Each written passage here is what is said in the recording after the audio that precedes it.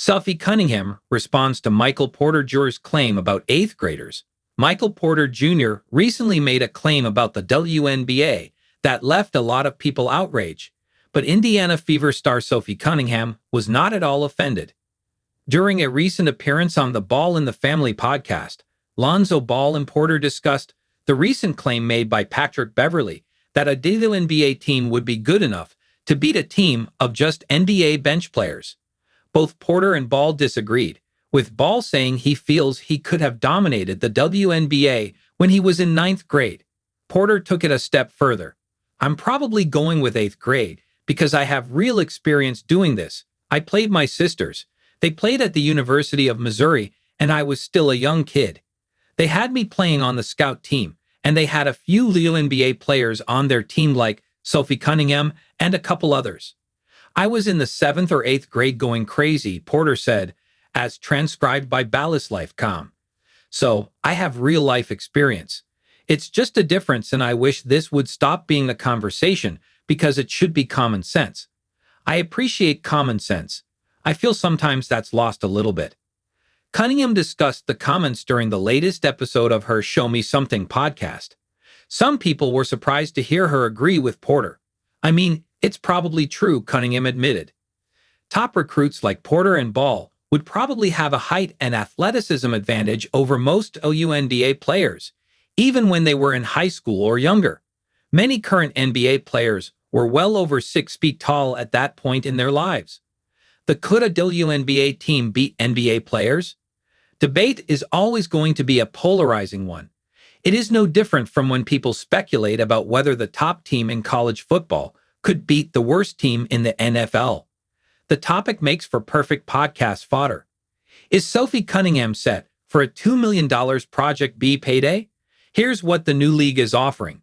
Sophie Cunningham is on the rise. Months after tearing her McCall in her first season with the Indiana Fever, the veteran guard's offseason just took a surprising and potentially career-altering turn, and it's all linked to Project B. Project B first surfaced earlier this year as a new global basketball league looking to make a major splash with a series of men's and women's tournaments beginning next winter that showcase the best basketball in the world, according to co-founder Grady Burnett. But as Cunningham joins the league as the latest addition, one question has been on everyone's mind. What is this league? How much is Cunningham getting paid? What is Project B in the WNBA? Founded by former Facebook executive Grady Burnett and Skype co-founder Jeff Prentice, Project B is a new global basketball league aiming to redefine how elite women's basketball is played as well as paid. With more than 3 billion basketball fans worldwide, the league aims to tap into the market beyond the WNBA and NBA's current reach. The women's league will feature 6 teams, each carrying 11-player rosters, competing in a traditional 5-on-5 format. But instead of being tied to specific cities, Project B will operate on a traveling tournament model. The league plans to host 7 two-week events across Europe, Asia, and Latin America, with the first women's season scheduled to run from November 2026 to April 2027. However, while the men's league will launch later, both will share host locations. But the area where this upcoming league immediately stands out is compensation. Players will receive equity stakes in addition to salary, a model mirroring the rise of athlete ownership trends. According to reporting from Front Office Sports, women's contracts will reach 7 figures and start at $2 million, far beyond the WNBA's current supermax. While the league has not confirmed exact salary numbers, they've emphasized that pay will exceed both WNBA salaries and Unrivaled's 2025 structure. The league also has backing from major investors, including Candace Parker, Steve Young, Novak Djokovic, and Sloane Stephens, as well as venture firms like Mangrove Capital and Quiet Capital. They will also partner with Sela, an entertainment company owned by the Saudi Public Investment Fund, to handle global event operations. Sophie Cunningham's reason for joining Project B. For the Fever Guard, Project B represents more than just another off-season opportunity.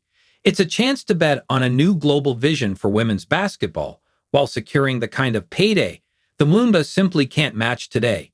Even after the ongoing tussle between the WNBA and WNBA, the league is no way near matching this type of compensation, leaving the players unimpressed. Opening up about her reason to join the league, Sophie Cunningham, in an announcement shared by Project B, said, "Excited to join Project B's athlete roster as they launch a new chapter in women's basketball. Our game is exploding in popularity, and I'm all in on carrying that momentum forward in any way I can, both at home in the US and beyond. I am so thrilled for it. It is giving women's basketball a platform that is much deserving, not only here in the United States, but across the world.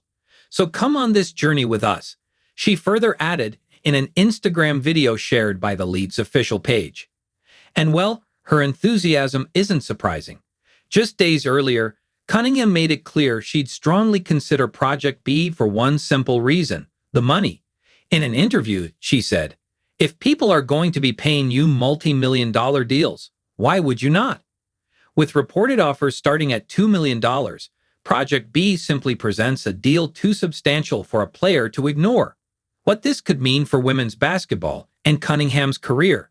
Sophie Cunningham's move comes at a time when tensions between the WNBA and the WNBA regarding CBA negotiations just keep rising, risking a potential lockout, and more than 100 players, Cunningham included, are set to hit free agency this winter. For players like her, this opportunity is not just a financial upgrade. It's leverage, which can help her in her dealings with the team she joins next, and the discussion around pay. And she isn't alone. Stars like Nneka Ogwumike, Alyssa Thomas, Jonquel Jones, and Jewel Lloyd have already committed to the league, with many more next in line. For women's basketball, the implications will run even deeper. For decades, the WNBA and EuroLeague dominated the calendar. Now, with athletes unlimited, unrivaled, and Project B all in the mix, players finally have multiple avenues to control their earning power and global visibility. Lloyd described it as an investment in what's possible, while Jones emphasized the appeal of facing elite competition around the world. That global reach is exactly what Project B is banking on. But this raises an uncomfortable question. If players can earn millions overseas, what incentive is there to risk injury in the WNBA, where pay is substantially lower? And the answer to that can be uncomfortable as well, because the players wouldn't. Even in the past, Diana Taurasi once skipped an entire WNBA season at the request of a Russian club, where she was paid over $1 million to play. And a similar pattern could re-emerge if TIBA negotiations fail to satisfy the players. But there are risks for Project B too. While the season wouldn't overlap with the WNBA, it does with other off-season leagues, and the absence of city-based teams may test fan loyalty. Still, with unprecedented salaries and a growing list of marquee names, the league has positioned itself as the most disruptive force women's basketball has seen in years. If the league delivers on its promises, it could mark a turning point not just for Sophie Cunningham, but for women's basketball as a whole. At the same time, Project B's rise underscores a broader shift in the sport. Elite players now have alternatives beyond the WNBA, giving them leverage in negotiations and the ability to prioritize both earnings and career longevity. Ultimately, women's basketball is no longer confined to a single league or a single season. With high-profile players chasing both pay and global exposure, the sport is evolving rapidly, and the WNBA would have to catch up.